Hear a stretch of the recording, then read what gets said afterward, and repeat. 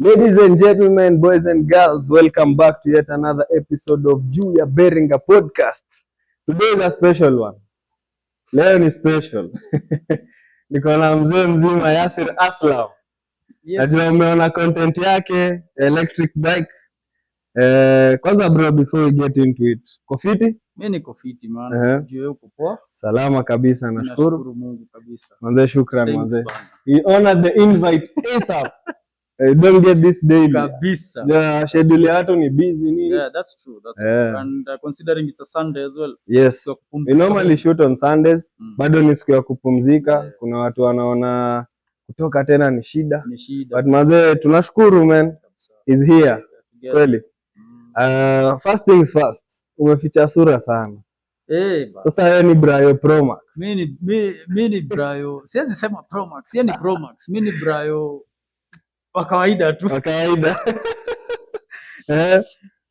What is the so again the reason behind me kufunika is one pia nimecheki Brayo sahi yeye hata akipita hapa utamjua.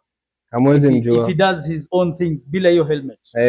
If he does his own private things utamjua. So I got the idea from that as in like sikujua kama I don't know if I'll get to that level kujulikana zaidi but hivi polepole venye na grow napata unaenda mahali mtu anakujua instantly. It's social media. Yes. Inazunguka. Lazima. So hata ukitaka kufanya your own private things, if you want your own private life, itakuwa ngumu. So I can see I'll get there some point in time. I'll get there.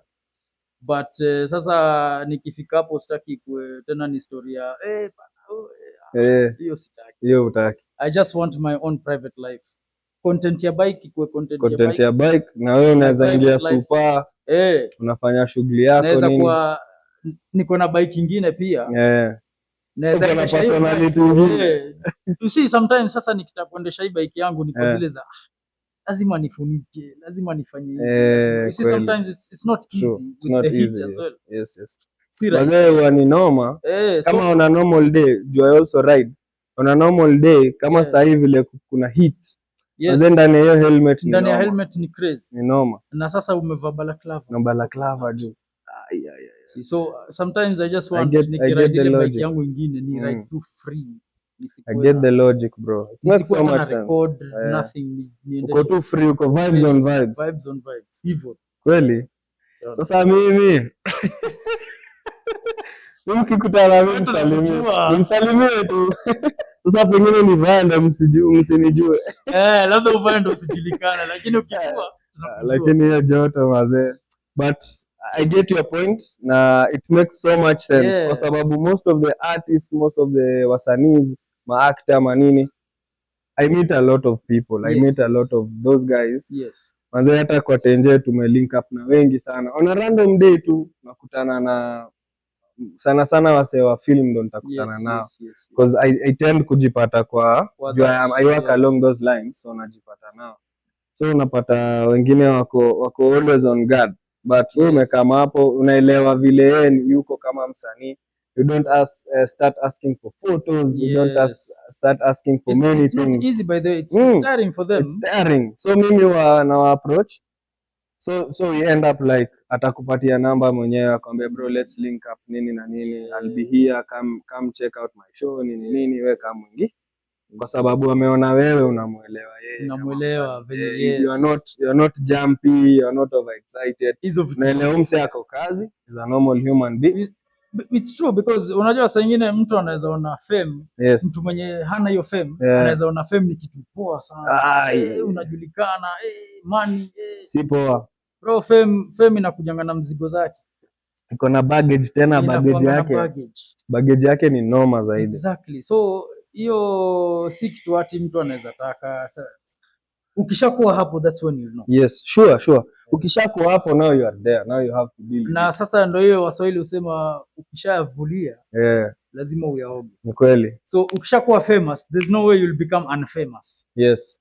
By the na tena utapata kama nilikuwa nasikiza guys disclaimer I am not a soft nigga but nilikuwa nasikiza storyline ya Mbosso. Sasa Mbosso, it was one of these interviews, I just got interested. Akasema umaarufu usanii, yani fame iko na a lot of baggage, in the sense that time yeye alitoka ya moto ban, alikuwa amepaka, alikuwa amekaa sana mtaani, ametulia, so wasio akaanza kusema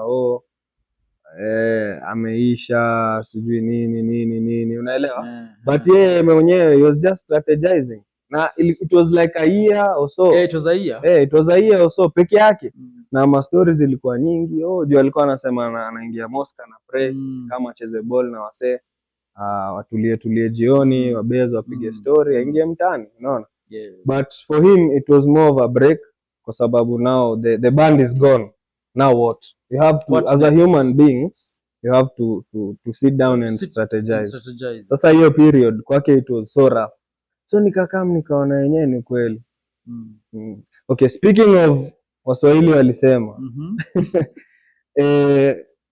Sijui kama watu wengi wamesikia ukibonga, because you normally don't talk a lot. In your videos you tend to react more.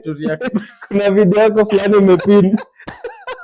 Kuna video yako fulani umepin bro. Your video I just go back to it nicheke. Ile uko kwa una split lane. Alafu msana kuna sound umeka.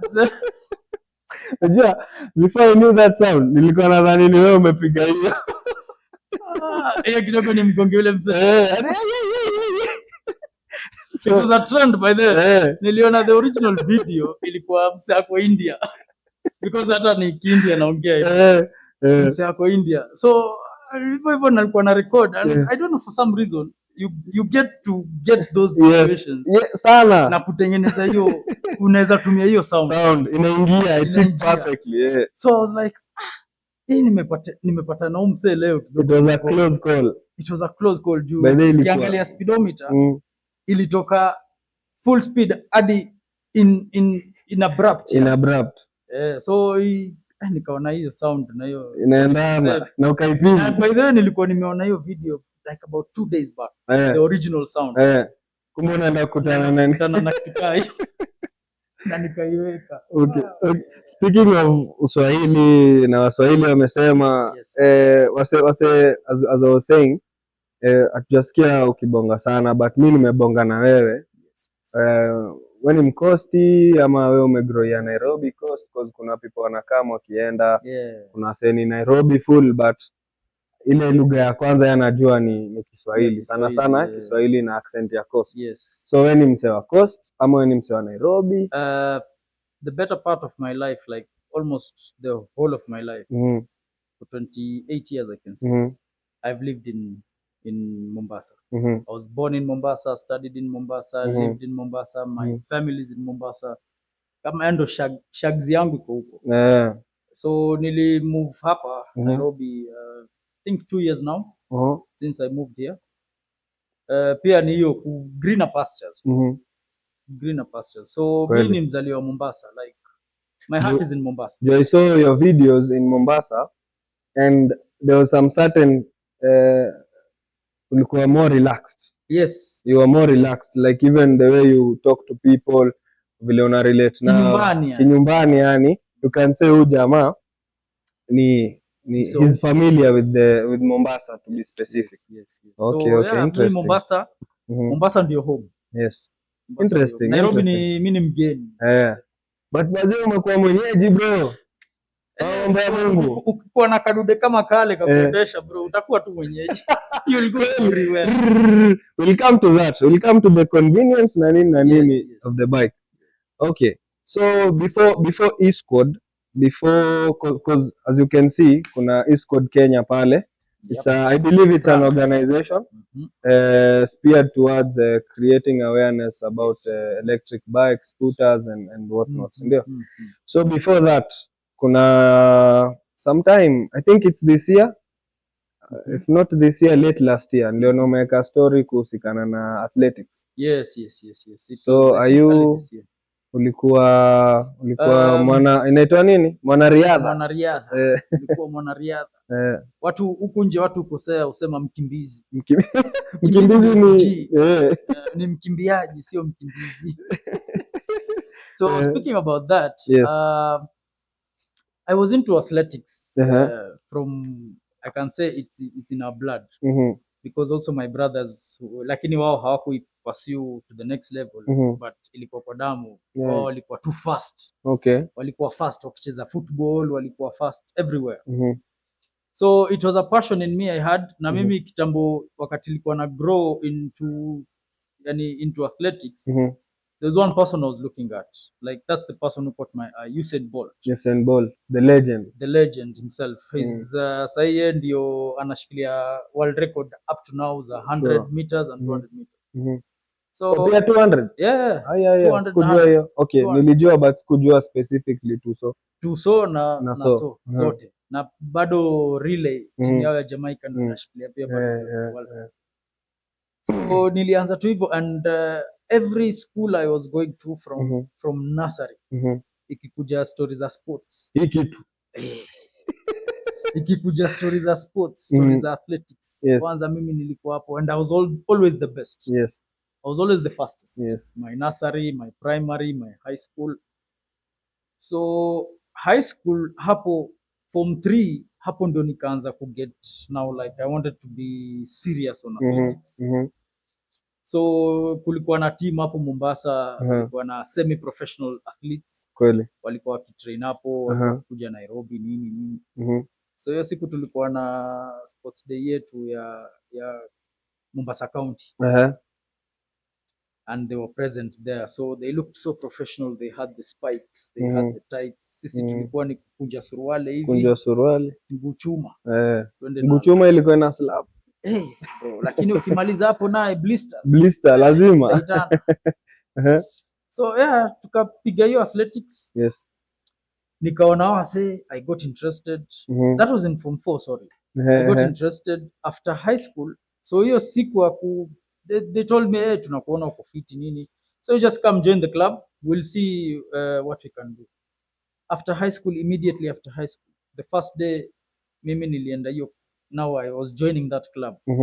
Was in 2015, 31st December. Okay. The last day of 2015. That was when I was joining. Now niliingia sasa club. On the edge yani. On the edge. So nikaingia the first day of training, they killed me. Nikahepa for 4 months. 4 good months. What day 1? Na ndo nikaenda 4 months. Nilisema kama ni athletics mazoezi niwache nikimbie na sima yangu.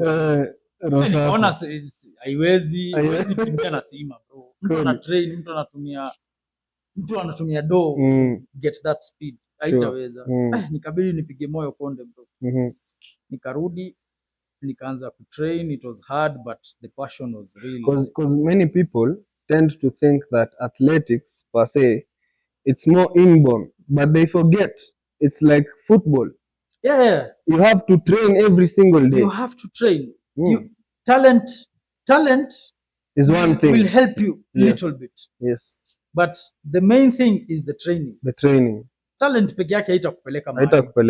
Haitakupeleka mahali. Kweli. Lazima you put in the work on that talent. Yes. Because you're not the only one talented in the world. Sure. Kuna watu wako na talent kama wewe lakini yule ametia work na unaenda kukimbia naye. Obviously atakuchapa. Pia Mungu hata kudhulumu wewe utrain na huyu asitrain huyu akuchapa. Ni kweli. So inakuanga hivyo. So many people think that sana wacha hata football I'd say it's more tactical. Kuna cheza na kidude nini. Yes. But athletics people think it's inborn. Ati una gani pigwe ukimbie ati it's natural. There's a lot that goes into it. A lot. Uko back studio ndio where the work is. The cooking is being done. Uko ndio pale inakuanga people vomit, people bro it's tough. So nikajipata nimeingia hapo nikajipata mazee ngori. Nikaingia the first month ya mimi kuingia I got an injury of which I have until today from 2016. Injury ya toe. toe. Yes. A single toe, guys. Toe. Si magoti, si ankle, si ball joint. Yes. Toe. Nilikanyaga mawe hiyo time, tulikuwa tunakimbia uwanja wa Mombasa inaitwa Mbaraki, ilikuwa ni Maram, uwanja wa Maram. So we were training there. So you know spikes? Yes, I know spikes. Ziko na hizo msumari. So imagine hiyo msumari on my toe hapa kwa kitu around hapa. Yes. Hiyo msumari nilienda nikakanyaga sasa juu. Hiyo msumari karudi juu. Bro. Damn. My whole career ya athletics nimekuwa na issues na hiyo toe. So hiyo toe yangu ni even the peak of my career wakati nilikuwa na kajina kidogo in Kenya in terms of athletics. Nilikuwa nikita hiyo toe. Hiyo toe ilikuwa always tight. Always ilikuwa tu na K-tape. Always iko taped. Ilinihinda sana on some occasions, but all in all naweza sema nashukuru Mungu for how far I got into athletics. Did you get to compete, like let's say, because umeniambia uko na jina Kenya? Yes. Did you get to compete in international events? Now that's the downside. I got some few opportunities. They say, you know, when an opportunity comes, it has to get you ready. Kweli. Opportunity never comes twice again. Walai. Kupata hauko ready, hivyo imeenda. Kweli. I got some few opportunities. One opportunity yenye iliniangusha ni at that time nilikuwa napuuzia story ya passport sana. So nilikuwa that was me the longest time. Ndio hiyo nitapata tu. So kwani daka ngapi? Chingapi? Sinitapata. So hiyo opportunity ikakam. I was supposed to go for Commonwealth Games. Ikakam, ikanipita hivyo. Nilipatiwa hadi extended time ya kupata hiyo passport. Still I couldn't get the passport by that time. Nikakuwa replaced. Unajua wewe ni msee wa coast. Now there's that thing, if people don't know, it's a by the way, ni kitu ni real. Mimi mwenyewe nilipitia bro, and mimi am a typical Kenyan bro. I'm Kenyan more than some Kenyan. Yes. Lakini I went to that office, it was a government office, tasema ni wapi. I have my uncle mwenye alikuwa at the time alikuwa inspector. Ofisi yake ilikuwa City Hall. So akani refer place fulani. Akaniambia cause sasa wewe unajua vizuri huko ni hectic. If you have, kama unajua mtu lazima umtumie. And I was not going there via corruption. Ni ile word ya trust. Yes. Unaona, huyu ni kijana wangu. Unaona? Cause again nikienda hapo peke yangu itakuwa. So I went there, huyo madam akaniambia wewe ni Mkenya aje. Nikamtolea obviously papers za mzae, papers za madhe, papers za my grandparents. Wote Kenya original, kila kitu. Akaniambia mimi siamini wewe ni Mkenya. Sasa tufanyaje? Na ni kwa nini alikuprofile? Juu vile unakaa. So akaniambia kwanza hii mandevu ni watu tunaogopa sana. Nikamwambia hapana, sio hivyo nini. Wow. Nikamuonesha mpaka nimesomea hapa, nimefanya nini. This has been my life. Na si coast, si wapi, ni Nairobi. Unaona? Kanairo. Akaniambia hakuna. Uko na ngapi hapo? Nikamwambia sitoi. Juma nyame amenituma hapa. Ameniambia nisitoe hata shilingi. Na mimi sitakuwa. Na nilipanga line bro. I made the queue. Nikafika mpaka place. Sikuingia pale na kifua nikisema mtu fulani. Protocol. Aliniambia ukienda pale wewe protocol, ukifika sema sasa umetumwa. Nikamwambia nikafanya the same thing. Madam aniangalia akaniambia kuna check ishia. What? So me I went back, but he referred me to another place. Akaniambia hapo kuna kwa gana kidogo. But he referred me to another place and I got. So I understand when you say it took a long time. Yes. Because kutaambiwa sijui ufanye vetting. That's true because I got kitu naweza sema I got my passport after a year. Bro, nilibidi nilete hadi documents of my father's brothers, of which we are not even needed. Yes. For your passport I had to bring my father's brothers documents. Manze Kenya need to improve, man. The government system needs to improve. It's wajua Kenya is diverse. It's diverse. Hata kuna wazungu wenye bado ni exactly. Bro, you know how many Indians, acha niongelele Wahindi. Yes. Au is like ni kama Msomali. At the back of your mind you always think ni wase wa kukaa mzii. I know I have many Somali friends who are born here and they have wase tumecheza nao bano 3-4 generations. Yes. Wase tumecheza nao bano, hakuna ati yo sijui alitokaga wapi Soma ametoka sijui Ethiopia yani watu tumekuwa nao, unaona. So I think hiyo kuprofile na kukuwa stereotypical about it needs to stop. Kwa sababu check, you cost someone, he was replaced. Exactly, I was replaced and because of hiyo issue of passport too. Of which imagine a very simple document just to travel. Sikuwa na unajua if you want to fast track it. Yes.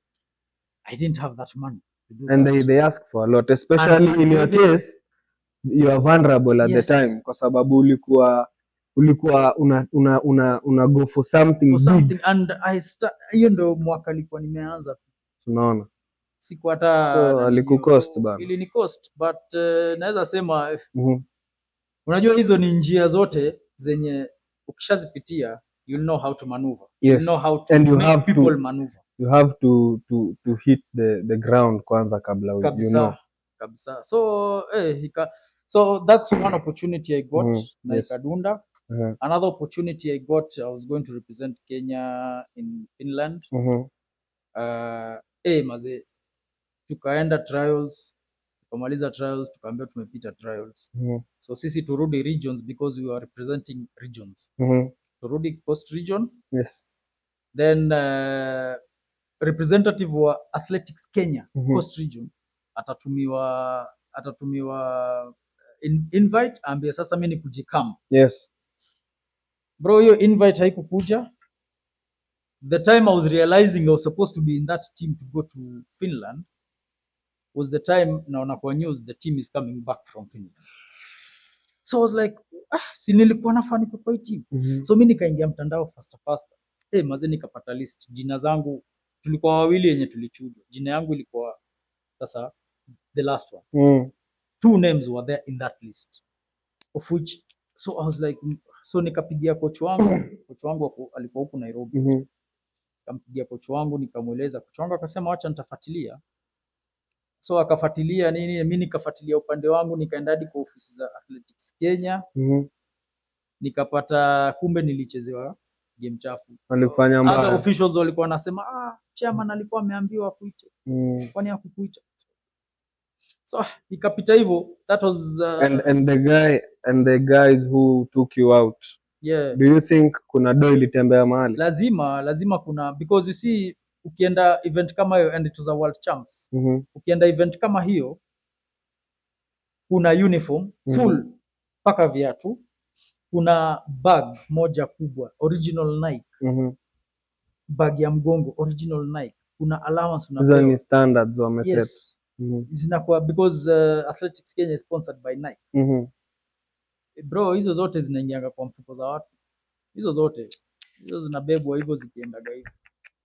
It's unfortunate, man. We need to work hard as a country. But things have changed a lot in Athletics Kenya. Sure. Because hii naongelea story ya 2017 back then. Still, I think the progress is there, but it needs to be catalyzed. It needs to be. It is very slow. There's a lot of issues. Yes. Hadi leo athletes complain. There's a lot of issues, but kidogo wamechange. Are you still in the scene? Ama umeondokea kabisa because of the injury? Me currently niliondokea. So forgetting about this injury, kitu iliniondosha ni the injury I got ya magoti. Okay. I got a knee injury that was so 2020 kama tunakumbuka kulikuwa na COVID, yes. Everything stopped. All sports stopped, all facilities closed. Everything came to a standstill. Yes, and for me at that time I was doing athletics full time. Sikuwa na job. So nilikuwa nasapotiwa hapa pale niki struggle hivyo. So ikabidi bro, hakuna athletics, hakuna facilities, so ufanyeje? Huwezi kaa tu home. Ingia job. So nikaingia job, athletics ka stop, nikaachana naye for that period hadi 2022. In 2022 I tried coming back now. Nikakuja full force, nikakuja Nairobi kujaribu kurudi. I stayed here for some time. I was getting there pole pole hadi kuna time tulishinda a relay nilikuwa anchor. I was the one finishing. It was getting there. Then nikaambiwa boss, kama career yako haipo huko tena. Nikapata injury ya goti in 2022. That's the thing with athletics. Sports in general, a very simple injury can lead to another injury which now just kills your career. Na by the way, nilipata injury nikikimbia, the same thing. Nilikimbia nikakanyaga ka fruit round hivi kalikuwa kagumu. So I twisted my ankle. But instead of getting hurt down there, ikapanda kwa goti side. Yes. Bro, nilijaribu kila kitu. Nilifanywa one of the best treatments zenye ziko Kenya za sports. Kuna kitu inaitwa human taker. The taker machine. Bro, ilikataa. So ukaamua tu manze irizo. Ya miaka ilikuwa imesha songa. So nikasema. So what's the sema kukimbia specific? Ulikuwa na do 100 meter? Mimi nilikuwa na do 100 to 200. Yes. So I currently hold the record for Coast Region. The whole of Coast Region for 100 meters. Hiyo record ni yangu. Simem. Naambia nani special? Nimekuwa under 20 silver medalist in Kenya. Twice in a row, 2 years in a row. And ndo hivyo tunaweza sema I'd say it wasn't the path. There's no Nilipata paka scholarships bro za US za kusoma. Hapo sasa wazazi ndio waliingilia wakasema I got a scholarship for the US. I'd say you served your purpose. Yes. For the time frame that Mwenyezi Mungu alikuwa ameweka. Exactly. Naona. And at least you hold a record. Yes. Kuna wase they've been there, they've tried everything, they didn't manage a record. Yes. They didn't even manage to compete at some point. Yes, that's true. That's true. Msee una train unakuwa blocked. Una train unakuwa blocked. Yes. Naona. So hata kando na by the way, kando na hiyo pia kando na the athletics part, I got to meet a lot of amazing people through that journey, of which nisingeingia into athletics I wouldn't have met. Who you are in contact with to date? Yes, I have my best friend. Nili meet through athletics. I have very good friends. I have people in very high government positions who I met them through athletics. So kwa social life yangu pia nasema it's never in vain bro. Nasema na wewe fanya ikikataa pale umefikisha, sema hapa ndo ilikuwa nilijaribu. Yes. Sema nze. Acha tusonge kidogo. Now tuongelele, you are a content creator, not a content creator, but you post what you you do what you love and you post it. Yes. So, yes. So what was the inspiration behind? Because I know you wale wajui Yasir Aslam has an electric e-bicycle. Ilikuwa ni scooter. Scooter ni e-bicycle. This is scooter. So electric e-bicycle and content yake ni safi maze. He encounters a lot kwa barabara na nini. So I'd like to know hii inspiration ilitoka wapi ya kuunda hii content? So this is how it was. I was with my coach for athletics.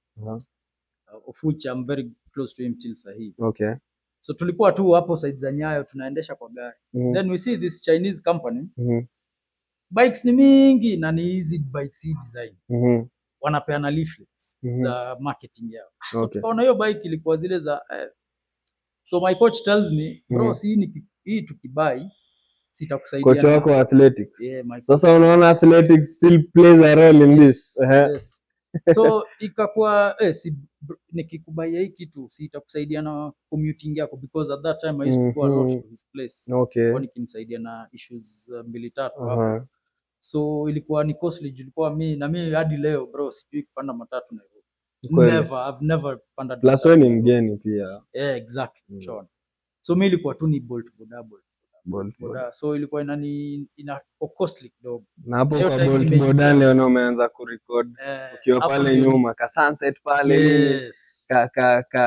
kanjia kakifunguka ikiwa safi, hizo mataa za usiku hizo za nini hapo ndio, because I'm also napenda recording scenes kama hizo kama hizo. So ikakuwa to buy, akasema akaniambia sawa, I'll get you. So that was for commuting only, haikuwa, it wasn't in my mind story ya record. It wasn't about content at all. I wasn't even into electric bicycles. Good point. Kwa sababu mtu akikuona anajua jamaa this is his passion. Kwanza umesikia kabisa ilikuwa athletics. So now Yasir is not interested in electric bikes. Kwa sababu that was my question. Why specifically electric bike? Kwanza yako ni make gani na ni kampuni gani? Yangu, I think uta mind kuwapiga big shout out. I won't mind. So my bike nilibuy place inaitwa Far Ocean. The first bike. Okay. Na so this is another one? This is a second bike. Yes. It was a black one, the first one? It was a sky blue one. I named it Sky. Sky. Okay. That's the name I had on my bike. Okay. And this one is called Suki. Of which I let the audience. Suki na 360. Suki na 360. Nilipeana audience yangu when I got it, niliweka on Instagram. Yeah. Sema munipe suggestions za jina. Okay. So I landed on Suki. Okay. So now Sky nilibaiwa. And by the way, si mimi nilibuy. My coach bought it for me. Tona. Lakini alisema we buy, mimi na yeye to share. He's not into bikes or riding bicycles, but saa ingine kwa estate anachukuanga na lakini most of the time mimi nilikuwa nakaa naye. So tukaenda tukatafuta online now. The shops, the Chinese shops, because ile hatukuwa tunajua jina. Okay. Tukapata inaitwa Far Ocean. Sasa hiyo wame rebrand na sikumbuki jina yao hiyo brand, but it was called Far Ocean. Tukaenda hapo, we got the bike. Hii inaitwa nitakumbuka wala hiyo jina nilikuwa ilikuwa ni Cranes. Inaitwa Cranes. Something Cranes. So tukaibuy. Bro, mimi nilikuwa tu commuting. I even rode it from Embakasi. That's why you bought it? That's why I bought it. They had the Nini in Embakasi. For the first time, I've never ridden a bike in Nairobi, bro. Not even in Nairobi. Even in Mombasa? Mombasa alikuwa na ride. Lakini pia motorbike or? Nilikuwa na ride motorbike, yes. Okay. Nilikuwa na ride motorbike. Hizo za kuibia tu. I didn't have a DL. Sure. Yeah, true. So, nikabuy, I rode it from, then the good thing is walituambia haitaji DL, haitaji insurance, haitaji number plate, ni baiskeli. Chukua uende. Chukua uvae helmet ukiendaga. Hakuna mtu atakusumbua. So mimi nikachukua. Remember, I'm not into bikes. I'm not into electric at all. Like zero interest. Mimi nikairide. So wakati nilikuwa na ride hadi home, I was like, mbona kitu inakaa tamu hivi. Sawa, haikuwa inaenda fast. But it was so simple, like it was easy to ride. It was so enjoyable to ride. Sawa, nikapiga hiyo ride, nikafika hadi home, nini. Fast forward. Sasa najua ulifika ukaizima ukasimama kando ukaiangalia. Bro, nilipiga mapicha hiyo siku na siku post. Nasema fiti. I wonder. Ni mbaya. So, fast forward, how I got into now recording. So how did this content start? After kubaiwa sasa hiyo, ilikuwa nikicommute tu kwake home. Yes. Pia barabara nilikuwa naogopa sana. Barabara za Nairobi tulikuwa tukisikia Mombasa. Ni hectic. Bali barabara za coast kama za huku. Bro, lakini ni mbaya. Ni mbaya. Shida ya coast, the drivers. Hiyo nayo nitasema. Bro, madereva wa coast ni kama watu hawajasoma. That's the issue. Wa matatu kwanza, si wa I'm not talking about private. Okay. Matatu. Na matrela pia. Matrela si sana Mombasa. Okay, before kuna Changamwe, kuna chaos sana. Changamwe nayo hiyo Changamwe Makupa pale, hapo nayo kuna chaos. Hapo ni noma. Lakini sasa watu wa matatu na tuktuk bro, tuktuk is a nuisance. Did not spare you. Kama ni fan wangu naendesha tuktuk pole, lakini tuktuks are a nuisance. You must call them out, bro. You guys are a nuisance. No offense, poleni ama acha ni nyamaze. Acha nyamaza tu. Mnaweza nifanya mbaya. So hiyo siku sasa nilikuwa na ride. Yes. I was innocently commuting to my coach. Then I just find a big biker. Inakuja tu hapo kando. Then nikigeuka naona si ni mse najua. Kumbe ni nani? Ni Brayo. Oya Brayo. So, Brayo anakama hapo naona kibike mazee kiko hapa. The adventure yake ni adventure, sio? Hata sasa the electric scooters zinakuanga very tiny. Nakwanga chini. So unakaa hivi naona msee, naona kamera imesimama. So jamaa anafika anashangaa ananiuliza, "Oya, hii ni nini unaendesha?" So mimi hata amekuwa interested. Sikutaka hata kumjibu. Bro, mimi nilikuwa naambia bro, mimi ni fan wako. Mbaya, uko starstruck. Ngoja fast, what's happening? Kabisa like maze bro. Nilikuwa naona kwa video za kimitu watu. Nasema mimi nitaipatana naye kwa hii road kweli. So after kukua commuter ndio nikaona unaweza patana na watu wote kwa road. Sure. So he recorded me and even ndo akaenda, and the next thing is natafuta account ya Brayo leo. Nikiingia, I was not following him on Instagram. I was actively following him on Facebook. Facebook, yeah, because that's where he started. Na hapo ndo alishika kwanza. Yes. So nikiingia IG sasa ndo naona kumbe msee ako established IG tayari. Proper. So kuingia na cheki video bro.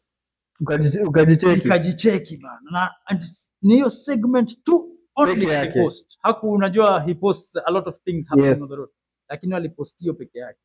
Hiyo clip tu. Hiyo clip tu. So kupost hiyo nikiingia, nikaingia kwa comment na nikamkomentia, mazee, it was a pleasure meeting you nini. Bro, watch account yangu i bust. My personal account. Bro, ili bust. The first time, it's never happened to me. Account ili bust. People, I started getting followers. Yani ilikuwa hivyo, it was crazy. So nikaona hapo nishaanza, nimeona Brayo mazee ana record na anapata vitu na anapata views, anapata watu, things like that. So I mean, why not? So it's a good thing. Kufollowiwa ikaniingia kwa kichwa sasa. Zile za sawa. So check the camera Insta360. Yes. Boss base US. Wow, ni mbaya. This is 45k. Ni mbaya. Hata Osmo DJI. Ni mbaya. Ni mbaya. Nikasema sasa hii naanza aje kurecord. Na nikakaa nikafikiria, nikasema by the way, hakuna e-bike rider in Kenya. I haven't seen there. Because there are rides on. Sure. Hakuna. So mimi nifanyaje? Wacha ni record, but sina hiyo capacity. Nikaangalia, why shouldn't I start recording POV? Just what I see. Because yes, that's what you started with. Yes. Nikacheki. Kuna like I can see your steering, your speedometer. Unaona tu hapo mbele. Hata mtu akiona hiyo content ilikuwa inabamba pia. By the way ilikuwa inabamba. Hata nilisema utakuwa una juggle. I want to also go back to POV. Because it was so nice. I think it's a better view. Yes. And unaweza ona hata the video you're talking about is it POV? It was POV. Unaona? So I think iko na better angle, it's wider. Yes. Insta360 sometimes ndio hiyo inakutupanisha. Sasa hiyo za issue moja kubwa ya hiyo POV bro ilikuwa ni battery. Hata sikuibiwa. Ni phone, sio? Ni phone. So nilikuwa nasema if I can't afford 360, let me buy the POV strap. Na niko na iPhone, na iPhone ina kamera mzuri. Acha nitumie hiyo. What if you get a GoPro with a chest strap? Yeah. Ndio? GoPro with a chest strap. Because hiyo battery itakaa. Lakini sasa nikaendelea tu nayo hivyo subuana bro, ilikuwa nakaa power bank kwa mfuko, cable imeingia kwa simu full time, twende sana hadi iliua battery yangu hapo. So it was killing my battery. It was overworking. Yes. So but in the play part yake, the first video I recorded ya POV got over 800k views. The first video. Imagine. In a span of how long? In a span of when I got it and recorded. when I got it. So nilianza nilikuwa na record hiyo siku, nilikuwa na record naenda kwa coach. I didn't get anything on the road like hakuna mtu aliniongelesha wala nini.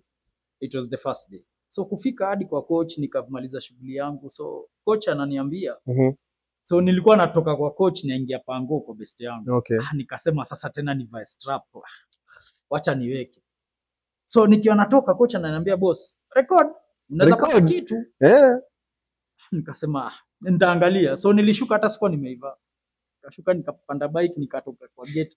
Nikafika pale mbele nikasema kama tu nivae. Yani roho tu inaniambia kwani what is the harm? Bro nikavaa tu strap nikaweka simu. Sijaenda mbali Pangani Junction pale. Askari amenisimamisha dem. Fanya nini? Nisimamisha hapo, akaja hapo na fimbo ananiuliza hii ni nini? Happy plate. Ananiuliza insurance iko wapi? Is this a motorbike?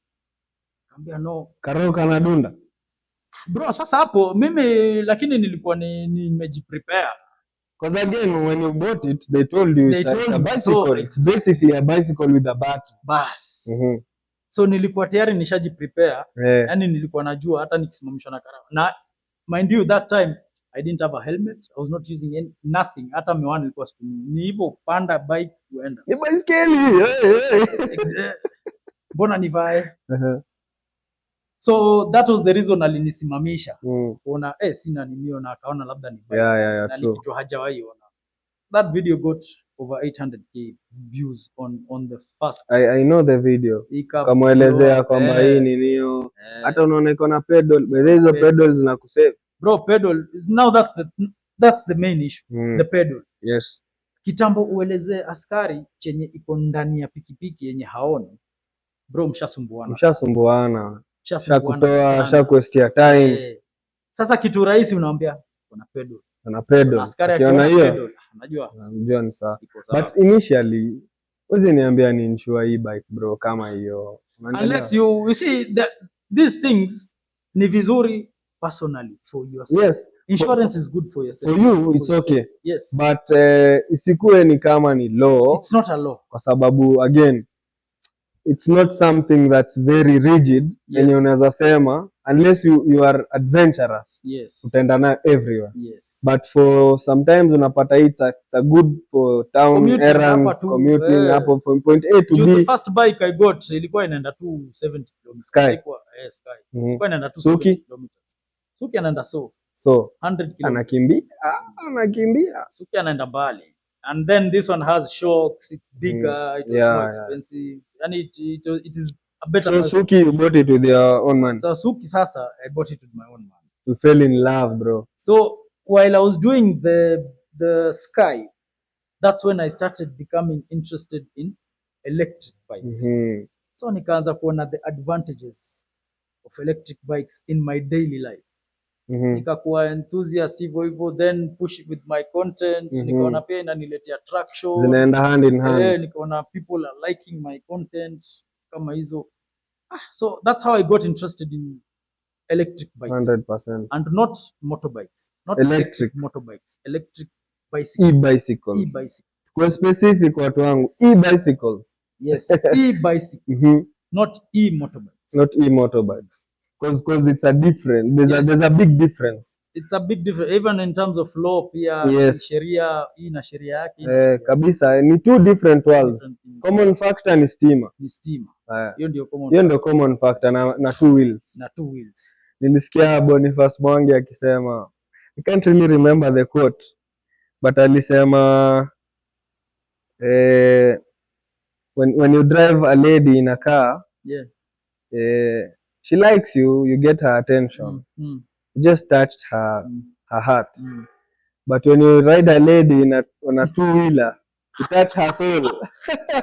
Sasa nasema hivyo ndo aliget wife wake.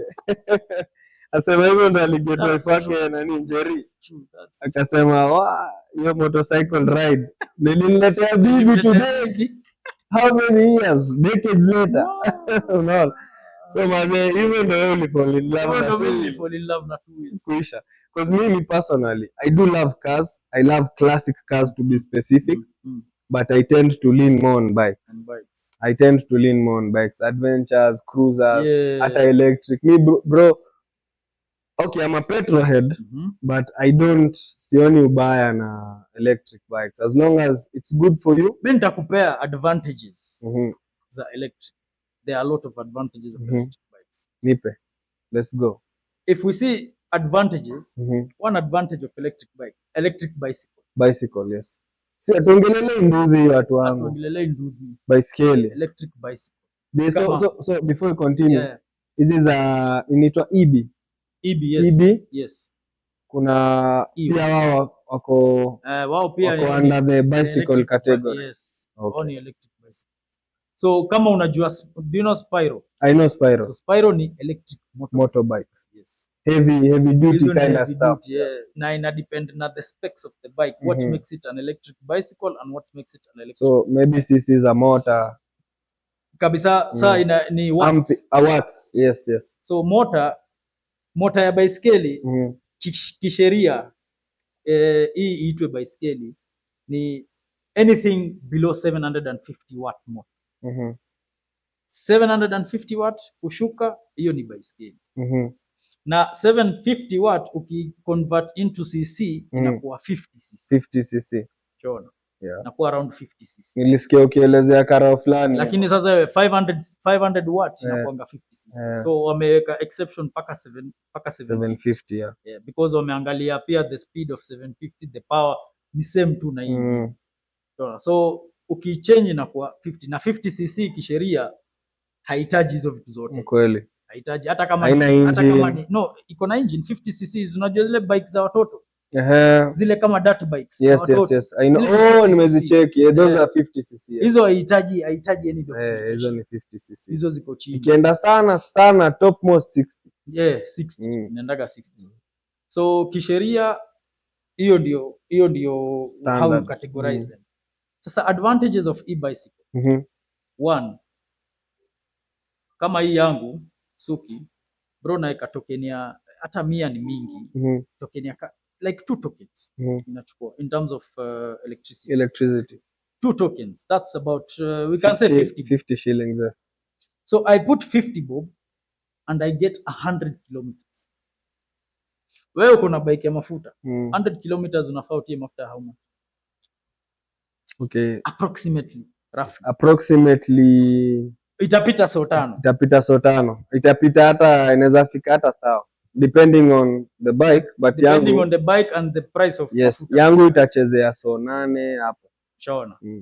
Still hiyo ni pesa mingi. Mimi natia 50. Napata 100. Sawa, utanishinda speed bro, lakini the distance covered is the same. Tutafika sote. Tutafika tu sote.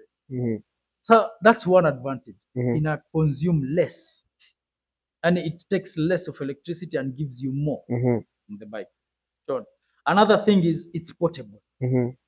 Yeah, sure. Very portable. Bro, nikitaka kupiga U-turn hapa penye niko nitapiga tu U-turn hapo fast. Na naweza pita pale boda ama pikipiki haiwezi pita. Kweli. Unaona? Kuna mahali ukienda Globe unapata ile pavement size hii. Huwezi pandisha bike hapo. Unapanda. Mimi bro naweza shika niinue tairi moja na niinue tairi ya pili na kweli na umepita. Peke yangu si lazima nisaidie. True.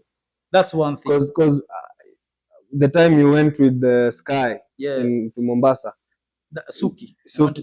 Suki, yoto Suki? Suki, yes. Oh, hiyo ni blue, yes. Sky, story ya Sky ilishaga after when I got Suki.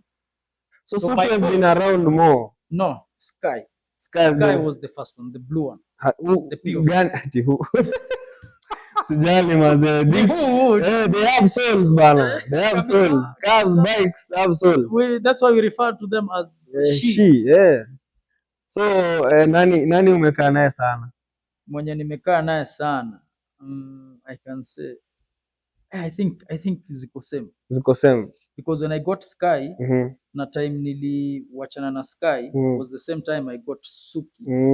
It was a smooth transition. Yes.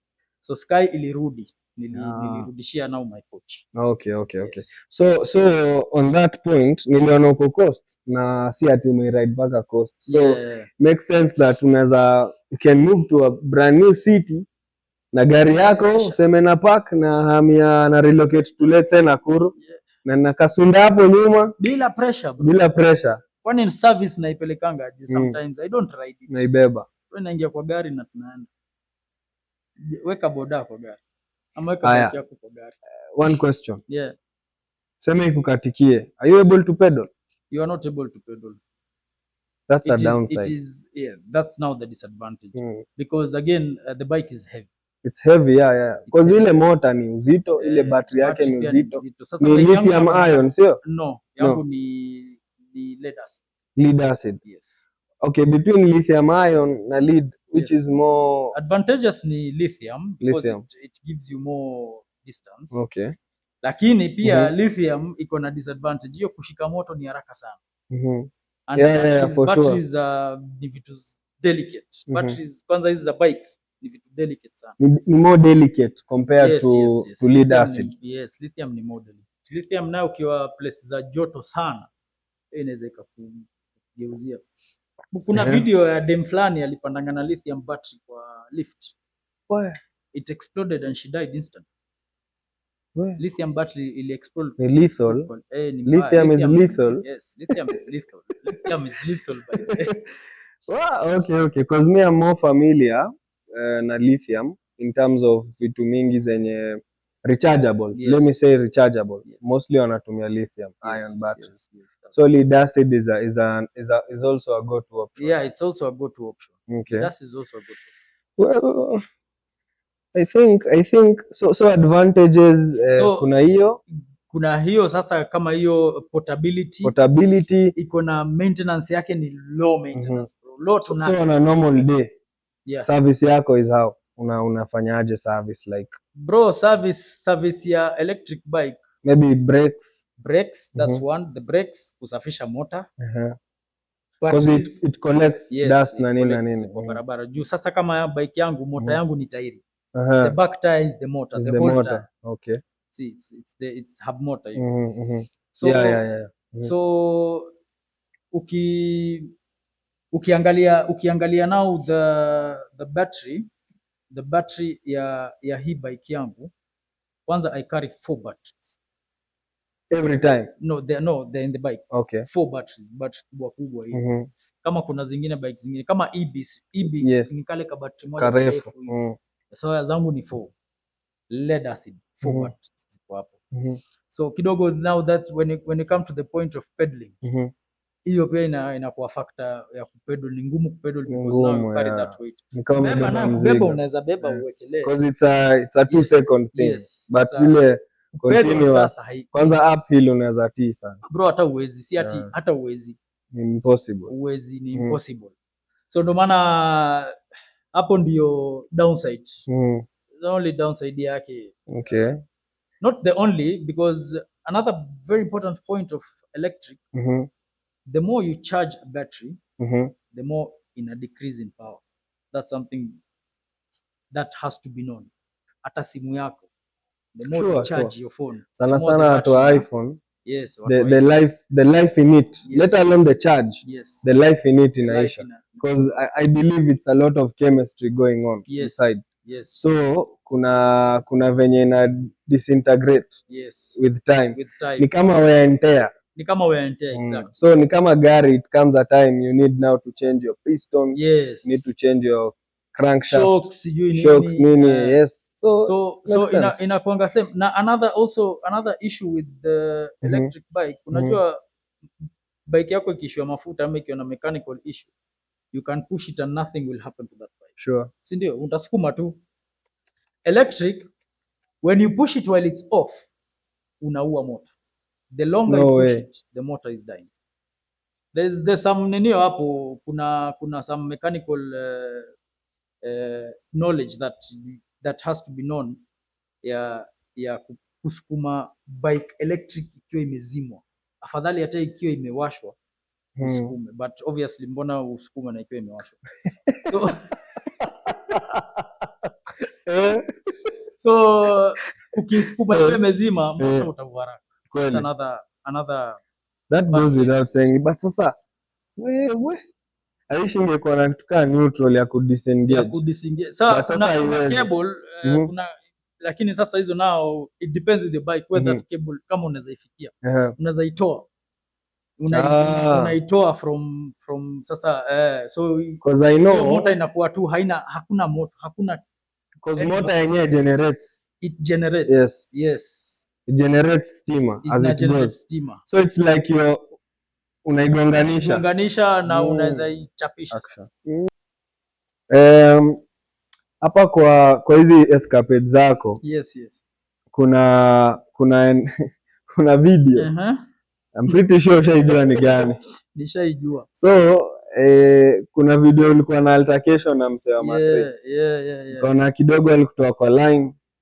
So ni nini iliendelea hapo? Juu nilisikia mpaka makara zilitembea pale. Si bunduki si bunduki. Fully electric. Ni self defense. Ni electric. Kijana ni all round full electric. Self defense. Nothing mechanical. So hiyo siku kulikuwa na there was a bus on my lane. Mimi I ride an electric bicycle, not a motorcycle. And not an electric motorcycle, because that was one of the biggest conversation in the comments. Like the comments were, oh, that is kuna watu walikuwa wanajua ni road ya baiskeli, lakini kuna watu hawakujua ni nini naendesha.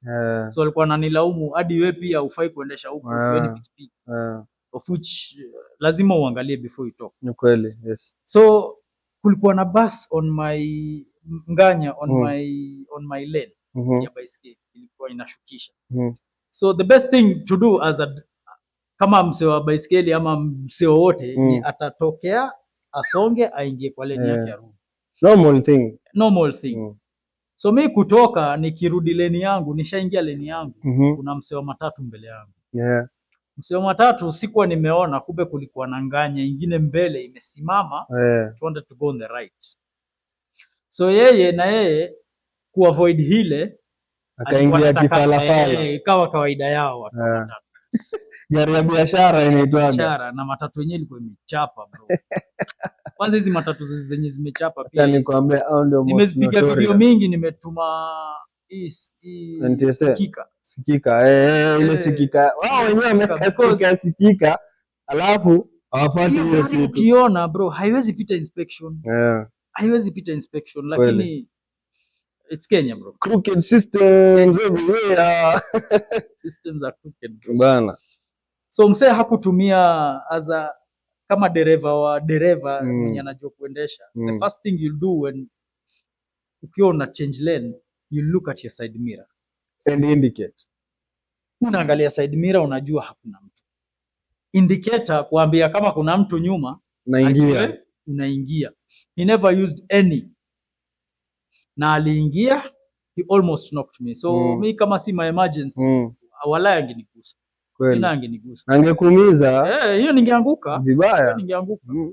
So mi kuona hiyo nikasonga, nikangoja apunguze speed, nikamfikia, nikamueleza kibroki. Yani kifuzima yani. Juu pia niliona ni mzee. Nikamwambia tu, tumeanga side mirror juu kidogo unifinye. Jamaa ananiambia kwani una overtake na lane gani? So hapo pia nikaona na deal na mzee, kumbe haelewi hizi. Haelewi. So nikaanza pia mimi nika raise voice yangu hapo, nikamwambia jamali nua. Bro nashangaa msee ananitusiki bana. Kwanza baada nimepata comments zingine hapo. Jamaa anasema huu ni Mkikuyu alifanya kazi kwa Mwindi. Because unajua hizo matusi si kawaida na sasa vile anazisema na accent ya Kihomu. Wazo nilicheka nikasema bana. Hii ni noma.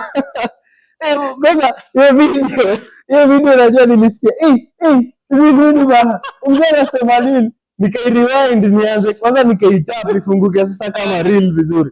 Nikianza mwanzo nasema wow, skini hizo. Ben shot.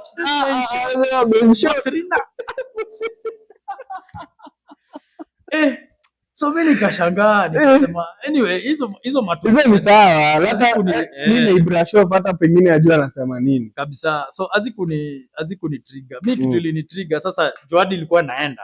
Kitu ilini trigger aliniambia ng'ombe takataka. Unafanya nini? Unataka aje? Sasa wewe mzee unaniita aje ng'ombe? Mzee una adabu wewe. Na pia nikajiambia mimi kama kijana watu wangekasirika kama nisingefanya kitu. Mimi kwanza ningejam bro. Mimi nakwambia ulipaki hivyo bike ukaenda hivi. Hii 360 bana sitoke hapa. Wale mpaka nilikuwa nasema mbona sioni? Mbona uoni? Nilikuwa nataka kuona sana. Pale bro na wala ungeiona pale. You could have seen raw reactions za wale watu. Niliingia kwa comment section nikaona umesema kuna msee aliuliza kwani kuliendaje? Ukasema kalitamba. Full video YouTube. Bro nilisaka jina yako YouTube mpaka nikaipata. Naona link mbaya, nikaenda kwa link ya bado inipeleki. Ilikuwa inipeleki. Nikasema hiyo video nione lazima vile iliisha. Nilisikia ilipiga. So mimi nikishuka hapo kumongelesha. Yeye pia bado alikuwa anaendelea kuja juu. Na sasa kitu pia kingine ilikuwa inaniudhi ni conductor wake makanga wake. Yeye pia alikuwa anaongea lazima uteteane sio? So mimi nikatoa taser. I usually move around with a taser because Nairobi huwezi manuva bila silaha. Mimi nakuanga na silaha. Lakini sasa ni fully electric. Lakini kuna ingine pia si electric. Hiyo nayo nilipata juzi juu niliona. In any fight, distance is very important. Yes. Usimwache akusongelea. Hiyo ni gani bro? Niko na unyaunyo. Sina bunduki. Unajua distance inaweza kuwa 100 meters ama 200 meters bro. Non-lethal. Self defense mechanism stem. Sasa juu nishaikuwa victim ya chokorata. Akitaka kunipiga chupa ya glass. Ulikuwa na bike? Niko na bike, lakini story of another day. Okay. Nilikuwa na bike. So nikatoa taser, I went on his side, hiyo back and forth. Mimi nikataka tu kumshtua na taser. Yeye alidhani ni kama maybe I want to hit him or I want to tase him. Yes. So he kept out his hand kama defense. And that taser got his hand. Ikampata, lakini ilimpata tu kidogo. Ilimguzia. Akasikia ametolewa malaria kidogo. Mafua kidogo. Nilisikia amepiga nduru. Ni nini hiyo? Sasa hata alisahau amejam. Akiniuliza nini hiyo? Kidogo akuulize, "Sumrete kama hiyo?"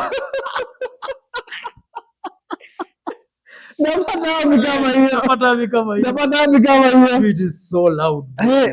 Nilisikia nikajua hiyo ni taser. 10,000 volts.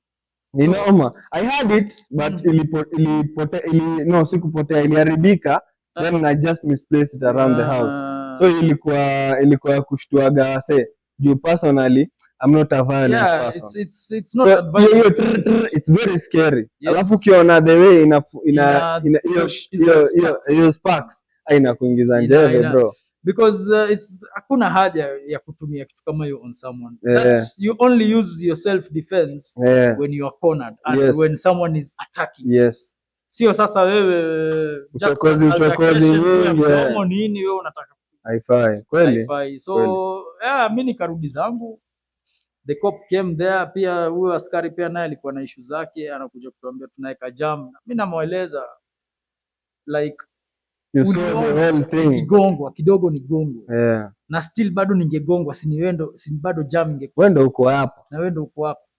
So hadi mimi nilimwambia wewe ndio maana watu wapendagi askari. Because of how you treat people. Kweli. You only wako na victim mentality. These are all the time. I told him. Defense mode. Nilimwambia ndio maana watu hawawapendi nyinyi maskari. Exactly like that. Jamaa hata I didn't even care. Nikaenda zangu na nilimgusia, nilimwambia ama ni juice cha kupea pesa, lakini nilimwambia nikiwa naenda. Ama ni juice sijapeana pesa. Nilisikia ukisema. Lakini bro Audi A360. Audi A360 is Because you left the bike and walked for a few meters. Yes. And I could still hear the altercation. Yes. Na bado nasikia mzee akilalamika. Hiyo ni gani? Hiyo ni nini? Hiyo ni Na nini? bado teza ulisikia pia. Eh, So in short, hiyo ni barabara ya Westlands kushikanisha na Parklands.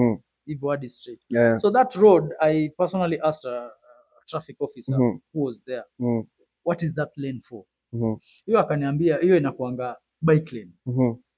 So lakini yeye alinitajia hadi pikipiki kama wanataka utatoshea hapo na huko, lakini ni bike lane. It's a bike lane and it's dedicated bike lane, clearly marked.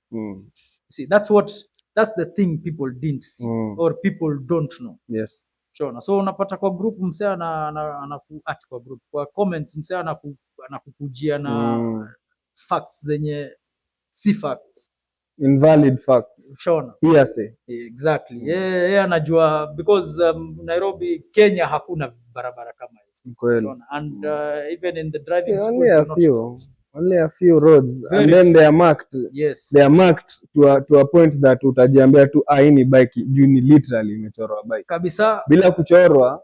And there's a lot, hiyo lane iko kila mahali. Iko kila mahali. Si shoulder road, si ndio? So on both sides. On this side and this side. So I think we need to fix that. People need to have the knowledge. Yes. Just the knowledge. Yes, sensitization ingie. Sahi kupata license lazima renew license. Yeah. Lazima uende Daro. Lazima uende Daro. Unaona? So I think ni mzuri na ni mbaya. Lakini si mbaya sana. Mimi naona ni mzuri. Ni mzuri kwa sababu hata inakupea refresher course. Unaona? Hii matatu ya juzi, I don't know if you saw this video online. Yule mzee alisimama mbele ya Nganya alisema atoke. So uliona the pale alishikwa. His license has been revoked. The matatu driver. Kwa pedestrian path. Imagine. Hiyo kitu ilinibo. Na sasa unaona wazee kama hao ndo tunataka. Huyo sasa ni mzee Gen Z. Huyo ni mzee Gen Z. Wallahi ni mzee Gen Z. Alisema hapa stoki. Alisema atoki. Sitoki. Kwa sababu it makes sense. Na still kulikuwa na watu bado wanamchezea, wanamtukana. Wanamtukana. Mzee toka gari iende. Keep ground yake. Next day simse alishikwa. Alipelekwa class refresher and I really thank the person who was recording that video because it was a passerby. Akaenda. Na akaenda nyuma akaonesha number plate. Yes. Alafu akakata. Thanks bro, wherever you are maze. Good job. We need to fix. We also need to give credit to watu record. Sio mwenye tu ako kwa hiyo image. Sio mwenye ako mwenye ana record. Without those recordings you won't know this. You won't know. Kama nyinyi mlisimamishwa. Kama sisi tulisimamishwa, nani angejua? Without that recording. Tulikuwa na Musao. Mimi nakwambia, acha nikwambie. No matter, you see, I don't know if it's the Kenyan police force and hawako so informed on people. That is one thing. They're not informed on people. Okay. Musao is a big name. Ndio? Sasa sidhani wanakuanga na airtime ya kukua wanafuatilia. They don't have entertainment basically. They don't. Kwa sababu unaniambiaje? You can still stop Brayo bro. Unasimamishaje Brayo? Na si ati Brayo ni special, but Brayo ni mtu ye mwenyewe anaambia wasee wasifanye ufala kwa road. Ye mwenyewe ni road safety advocate. Exactly. So wewe unakuja kusemaje ati unamshika. It doesn't make sense bro. So and people need to understand one thing. If you are riding a bike or if you are driving, if you are stopped by a uniformed traffic police or any police who is in uniform, you have the right to record. Watu wasiogope kurecord. Record your conversation. You have the right because it is for your safety and for the cops' safety. Yes. Shona. Yes. So watu wasiogope, recordini, mkisimamishwa record this. Bwana nani record the things that will be used to change systems. Bwana nani record? Kwanza It's coast, right. niliona coast tumesimamishwa, kuna ka pavement hivi, walikuwa wameka chuma. Where was that? That was in Mama Ngina, kulikuwa that the next morning kulikuwa na farewell ya Raila. That was done there. Okay. So walikuwa niliona jamaa alikuwa ameona maji ya kunywa. Hivyo ndio coast wanaita nini? Maji ya kunywa ama soda. Maji ya kunywa. Nikaona wamesema lakini hapo unachota nini? Unasikia ukimwambia ulipita mchana. Nilipita mchana. Akakwambia ati usiku mambo inabadilika kwa rada. Bro, literally it's from that wall to that wall. I need to pass here nikija. Anataka nizunguke almost 5 kilometers bro. Niende tu pale. Nilisema nayo haitaweza. Lakini mimi niliona kitu moja, ungepita. Wewe ulifanya heshima ya kuuliza. Vipi afande? Sasa niliona pale ukifanya hivyo bro, you are inviting chaos. Hapo ni ukweli. Kwa sababu nisema hata walikuwa wamekuondokea upite. Nikasema Yasir kwa nini amesimama? Ungeenda bro, ungeenda. Ukicheki t-shirt ya Yasir, kuna by the way kuzangu anaitwa Yasir. Sasa nimeshazoea hii jina. Hayo jina ushaizoea. Yaani msee wa pango, labda unaweza mtrace. By the way, naweza mtrace. Na by the way anapenda ana nini content yako? Ana like content yako. Anajiita Badi 15 Badi. Wewe utaona. Itabidi nione. Wewe utaona. Nimeona hata nimekutana naye kwa video zako kwa likes. Unajua ni namesake, lazima pale double tap. Kabisa. As I was saying manze, Eastwood Kenya. Eastwood. Yes. Eastwood Kenya pale, a very cool t-shirt. Unaziuza by the way? Asante sana. Ziko kwa our online shop. Okay. Zinauzwa kama hizi zinauzwa at 650. Manze, buy merchandise. Cheki hiyo t-shirt vile ni kali msee. So Eastwood in full is electric squad. Meaning electric squad. It's only electric. Mbogi ya stima. Nyinyi watu wa mafuta mtatusamehe kidogo.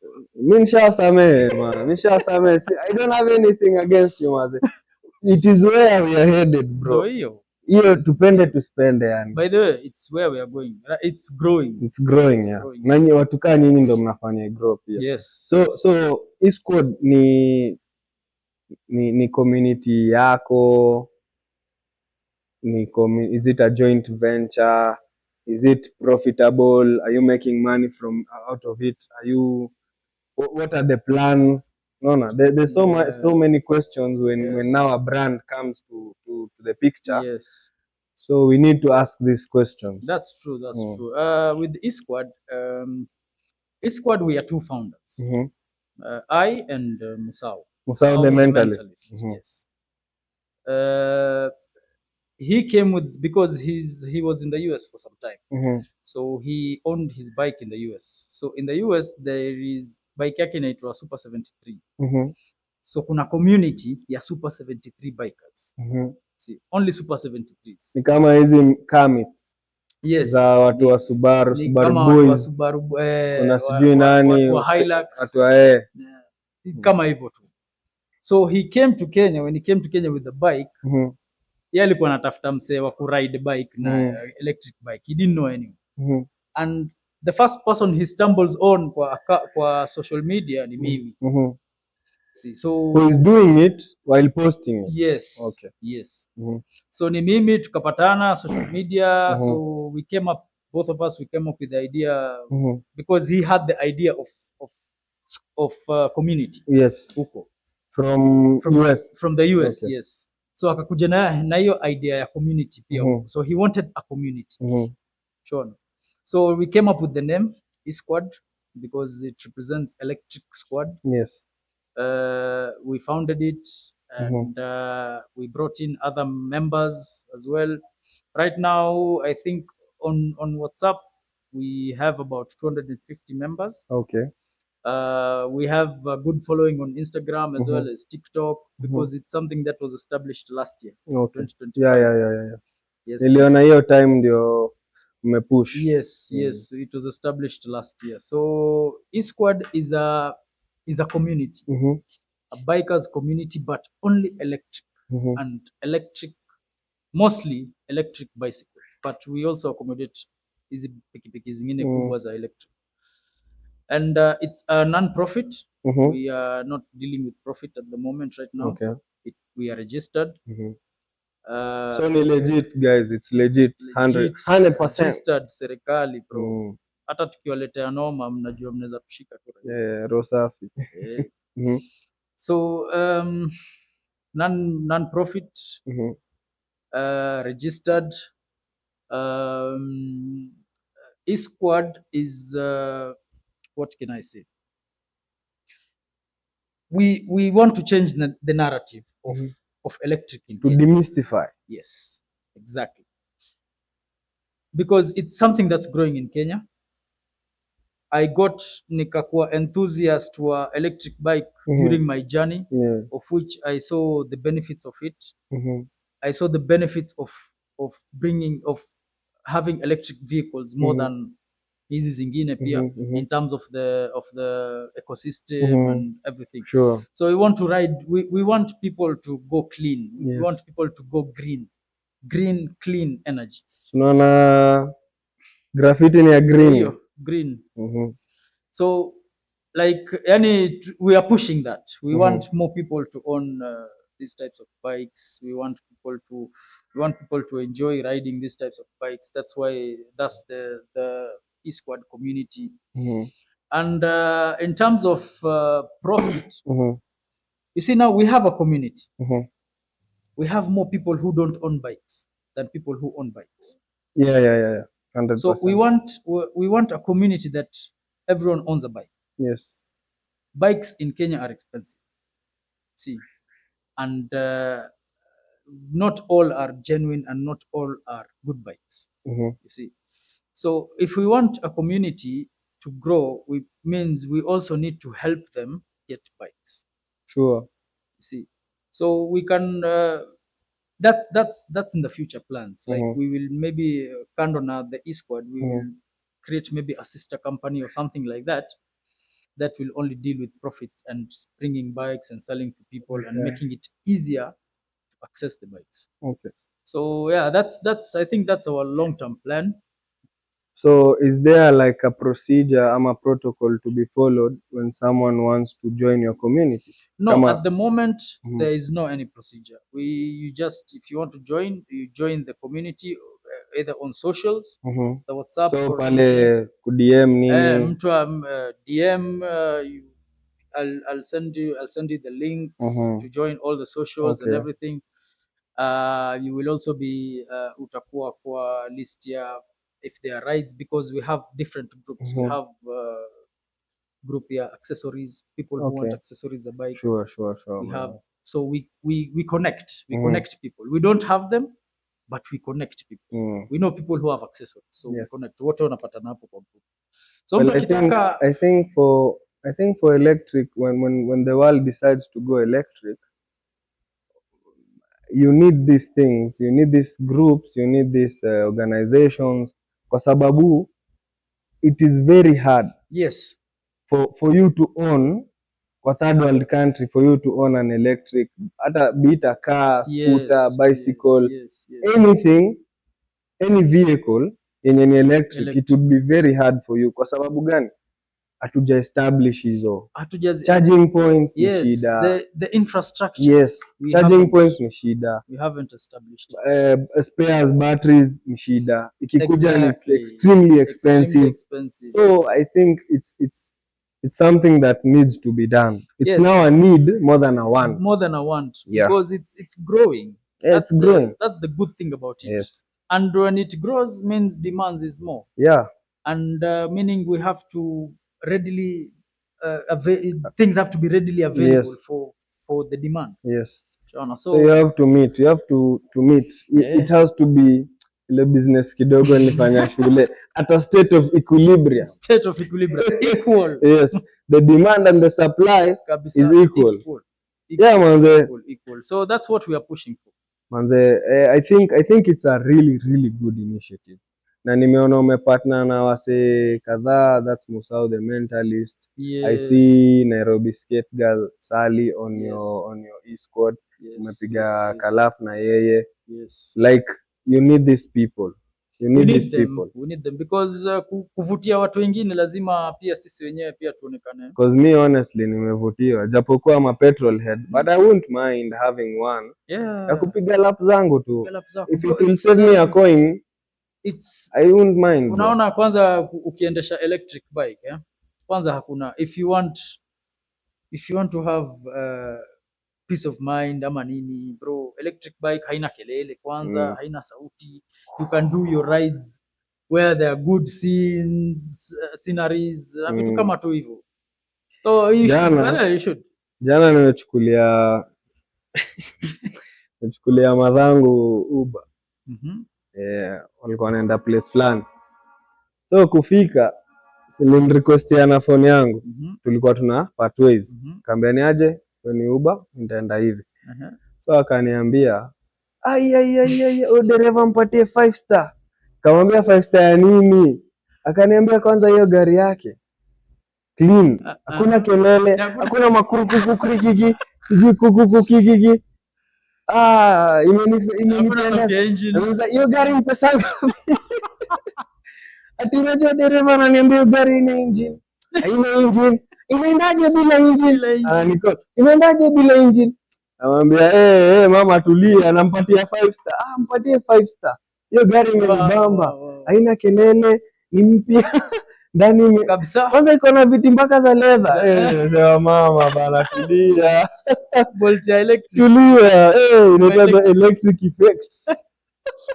See now mtu kama mamako. Feel that positivity from electric. True. So niko like ndio jamaa gari likam. So naona certain funny name, I don't know the brand, I don't know. Nikamwambia bro, itafika. Akaniambia itafika. Nikamwambia ikikwama wewe nipigie tu nikamna power. Akijaniambia poa lakini ni sawa. So okay, personally I make fun of. Sana wanatumia gari za stima. Hata mimi nishaambiwa ni bangi power. Sisi tunaweza charge tu na power. So nikamwambia lakini boss aka kikwama hata unaweza kekelea kwa mgongo uende utafute charge hapo mbele. Uombe mtu type C. Ati type C. Nikasema hujaniambia poa lakini itafika. Na unaweza kuwa na kwa clock uko na ngapi? Ananiambia niko na 220 km. Nikamwambia itafika. Itafika. By the way hizo magari upiga. Napiga. Nini yote chini ni battery. Ni pia by the way I'll personally want to venture into converting vehicles. Inshallah. Something I've seen. I've seen there's one guy here in Kenya who I personally know. Ule jamaa fulani aliconvert Mercedes into a Tesla. No. You need to watch that. I need to see that one. You need to watch. He converted a classic Mercedes-Benz from petrol to sort of Tesla. So now hii kuna msea hadi yako na yadi yake, hadi yako na hizo yeye hu convert. Kama namjua. Okay. I think. Tani plug nione kwa. Ana post YouTube nini? I don't know him on social media. I know him personally. Basi ni plug, we plan a day, we go pay a visit. Yes. Yeah man. Tunaweza fanya hiyo. Hey man, you've mentioned that you work with Musau the Mentalist. Yes. This is I cordially invite you, bro. I'd love to hear from your side. I think I softly invited him that time when we talked. Piga throughpass. Nilipiga throughpass. Sasa haja receive pass. Sasa ta receive pass kutoka. Inshallah. I'll get to him. Manze, I'd love to hear since umeniambia uko na alikuwa na hiyo background ya electric bicycle. Yes. I'd love to hear now his one-on-one perspective. And by the way, he has some good knowledge on electric bikes. Yeah, so I think we'll extort that knowledge from him. Yes. Yeah. And so, he's also a mentalist. He's a mentalist, manze. Kama ujui Musau the Mentalist, you are living under a rock, bro. Musau the Mentalist. Kwanza, bro, mimi naogopa hizo mazagaza. Pengine card tricks, that's as far as it goes. Musau disclaimer. Card tricks only. Card tricks only. It's only. Mwanzo ni dola. Kutoa watu. Ndio hivi. Sasa unalala. Hypnosis. Kidogo anakuguza. anakwambia let me inside your conscious. Bro bana, hypnosis is real bro. Hii kitu nimeona akifanyia wasee kadha wa kadha. Kuna mwingine alisema sijui anataka kuona sijui Otile Brown. Akasema ule Otile Brown namuona Otile, sipe namba yako Otile. Jamaa amekaa tu hapo anashindwa Otile ni nani bana? Wewe Otile. Kumbe ashabadilishwa. Mimi naogopanga kitu moja. Unaweza lazwa hivi na bana shindwa kurudi. Ushindwa kurudi waze. Ama labda yeye sijue kukurudisha. Hapa system yako ni different. Musau, you are welcome, but you are welcome only na card tricks. Tricks zingine tafadhali bro, not enough. Lakini you need to check out Musau the Mentalist, yes, by the way. If you don't know him, he's called Musau the Mentalist on all his socials. On his social media platform. Nitaweka kwa description. I'll also put ya Yasir Aslam. Bro, jina yako ingine ni gani? Hiyo ingine inaitwa Chaudhry. Jina nimejaribu kuipronounce. Chaudhry. See now the thing is, una ile video ya Matt. Ya kupigana na ule mse. Nikaitwa ng'ombe nikakasirika. Bro, the comments, I don't know. Jamaa, there were so many comments saying ameitwa Mungu. Jamani.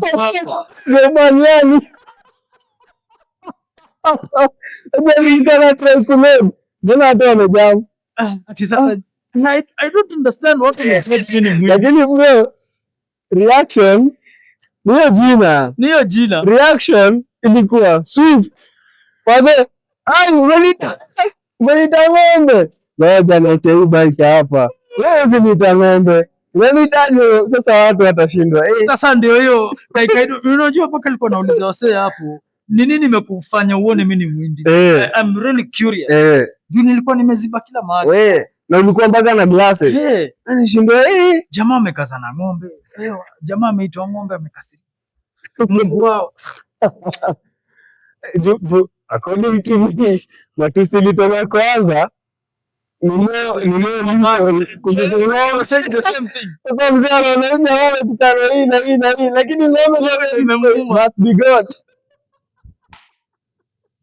Must be good, bro.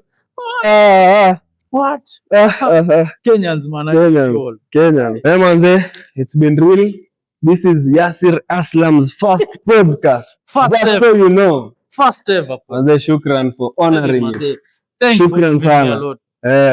So, manze, it's been real. Kama hujalan kitu, manze, kichwa yako imegeuka mawe. Kama hujalan, there's a lot we have talked about. So you learn a thing or two, manze. Nimeshukuru sana bro. Looking forward to more episodes. Looking forward to your growth. Looking forward to your growth as a community. I'll pull strings on my side. You pull strings on your side, manze. Tunasonga. And everyone who has questions, this is your guy. Because I know there's a lot to do with electric bicycles and road safety. Your guy is here, man. Shukran. Thanks a lot, man. See you on the next episode. Do your Beringa podcast.